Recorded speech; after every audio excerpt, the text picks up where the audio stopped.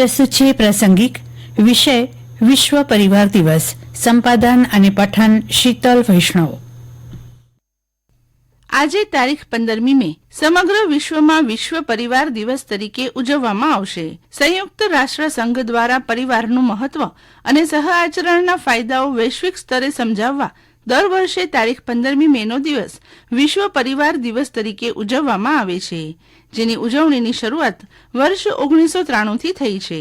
વિશ્વ પરિવાર દિવસ સૌ પ્રથમ 1994માં ઉજવવામાં આવ્યો હતો, જો કે આ દિવસનો પાયો 1989માં જ નાખવામાં આવ્યો હતો।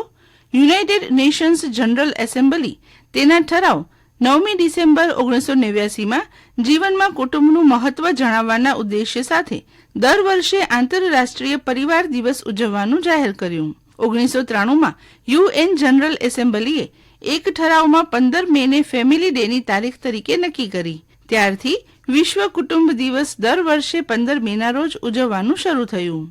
આ વર્ષે વિશ્વ પરિવાર દિવસની થીમ પરિવારો અને આબોહવા પરિવર્તન છે, જેનો મુખ્ય ધ્યેય પરિવારો પર આબોહવા પરિવર્તનની અસરો અંગે જાગૃતતા વધારવાનો અને આ અસરોને ઘટાડવા માટે પગલાં લેવા પ્રોત્સાહિત કરવાનો છે। કૌટુંબિક અને સામુદાયિક પહેલ શિક્ષણ, માહિતી એક્સેસ, તાલીમ અને સમુદાયની ભાગીદારી પૂરી પાડીને આબોહવાની ક્રિયામાં મહત્વપૂર્ણ ભૂમિકા ભજવે છે।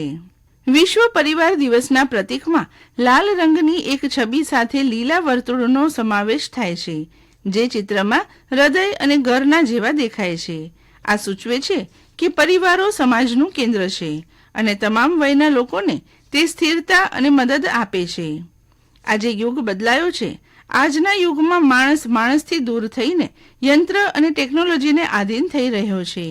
એક તરફ સતત દોડધામ ભરી જિંદગી અને કંઈક મેળવવાની સતત લાગેલી હરીફાઈમાં માણસે પોતાની જાતને ગુમાવી દીધી છે। એટલું જ નહીં, આજે પ્રતીક સંબંધ લાગણીઓથી ખસીને ભૌતિક મૂલ્યોમાં આંકવામાં આવે છે, તેનો ઘેરો પડઘો આજે પરિવારની એકતા અને આત્મીયતા પર પણ પડવા લાગ્યો છે। એક જમાનામાં જ્યાં સંયુક્ત પરિવાર હોવો સહજ બાબત હતી, તે આજે અસામાન્ય બની ગઈ છે। બદલાતા સામાજિક પ્રવાહ સાથે સંયુક્ત પરિવારોની ટકાવારીમાં ખાસો ઘટાડો નોંધાયો છે। વર્ષ 2011ની વસ્તી ગણતરી મુજબ દેશમાં માત્ર 19% સંયુક્ત પરિવારો બચ્યા છે। વર્તમાનમાં પણ ઘરની સભ્ય સંખ્યામાં સતત ઘટાડો થઈ રહ્યો છે, જે દેશમાં વધતા નાના પરિવારો તરફ આંગળી ચીંધે છે। આપણા ગુજરાતની વાત કરીએ તો ગુજરાતમાં સંયુક્ત કહી શકાય તેવા 24% પરિવારો છે।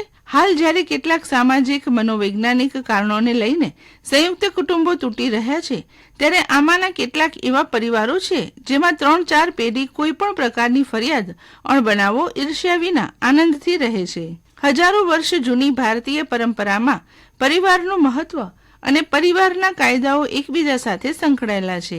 આજે પણ સુસંસ્કૃત સમાજમાં પરિવારની ભાવના હજુ પણ એટલી જ દ્રઢ રીતે ઉપયોગી બની રહી છે। સંયુક્ત પરિવાર એટલે માતા પિતા, ભાઈ બહેન, દાદા દાદી, કાકા કાકી, પિતરાઈ ભાઈ બહેનોના સમૂહ સાથે રહેતા માનવીઓ। લગભગ તમામ ધર્મ અને સમાજમાં બાળકોના જન્મ અને પાલન પોષણ પરિવારમાં થાય છે। બાળકોમાં સંસ્કારોનું સિંચન, આચાર વિચાર, વ્યવહાર, શિક્ષણ વગેરે પરિવારોમાંથી આવે છે। પરિવાર એ એક એવું મુખ્ય ઘટક છે જે દ્વારા સમાજનું સાંસ્કૃતિક વિસ્તરણ એક પેઢીમાંથી બીજી પેઢીમાં હસ્તાંતરિત થાય છે। કુટુંબના જ્ઞાતિના વડીલો પાર્જિત સંસ્કારોનું વહન માત્ર પરિવાર થકી જ થાય છે। સંયુક્ત કુટુંબના અનેક ફાયદાઓ છે, પરંતુ આધુનિકતાના વંટોળમાં સંયુક્ત કુટુંબની ભાવના દૂર ફંગોળાતી જણાય છે। સંયુક્ત પરિવારમાં રહેવાની પ્રથમ શરત એ છે કે સહકારની ભાવનાથી ખેલદિલીપૂર્વક જીવન જીવતા શીખી લેવાય તો નાની નાની બાબતોમાં સંઘર્ષ ટાળી શકાય છે। જરૂર છે થોડી સહનશક્તિ અને સહેજ જતું કરવાની ભાવનાની। સંસ્કૃતિ અને મૂલ્યોનું આપણે જતન કરીને ફરીથી આપણી પારિવારિક આનંદને પાછો મેળવીએ તે ખરેખર એક ગૌરવની વાત હશે।